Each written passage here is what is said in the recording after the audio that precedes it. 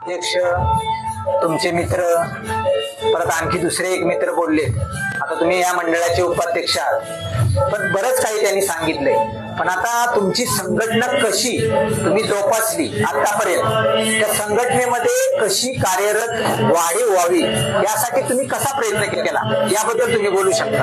प्रथमतः आम्ही सगळे एकत्र झालो. यानंतर आम्ही लहान मुले वगैरे सगळ्यांचा सहभाग एकत्र करून दरवर्षी आम्ही बालकलाकार असे सांस्कृतिक कार्यक्रम दरवर्षी घेतात. त्यातून सर्वांचा सहभाग वाढला. सर्व मुलांनी कार्यक्रमामध्ये सहभाग घेऊन तसेच महिलांना पण आम्ही प्रोत्साहन देऊन महिलांचा सुद्धा दरवर्षी कार्यक्रम सांस्कृतिक पद्धतीने घेतात मंडळामध्ये.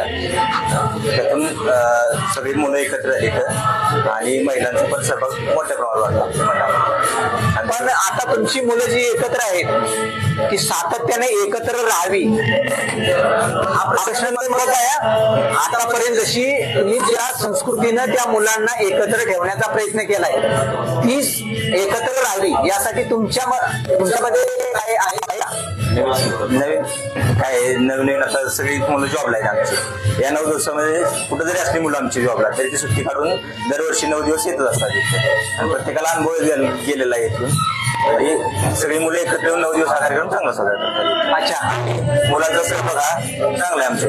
म्हणजे तुमच्या या तरुण मुलांचा सहभाग या देवीच्या उत्सवामध्ये चांगलाच आहे. तसा महिलांचा सहभाग कसा आहे? महिलांचाही सहभाग कोणताही कार्यक्रम असो किंवा कोणत्याही आम्ही कुठल्याही नियोजन केलं ना मंडळाचं संस्कृती तरी महिलांचा सहभाग संपूर्ण असतो.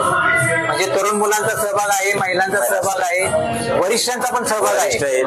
अशा पद्धतीनं तुम्ही गेली 25 वर्ष हा उत्सव एकदम सहजरित्या पार पाडला. इथून पुढे या देवीचा उत्सव तुम्ही सातत्यानं पार पाडावा अशी आपण सर्वांनी मिळून या देवीच्या चरणी प्रार्थना करूया आणि आपण इथे थांबूया.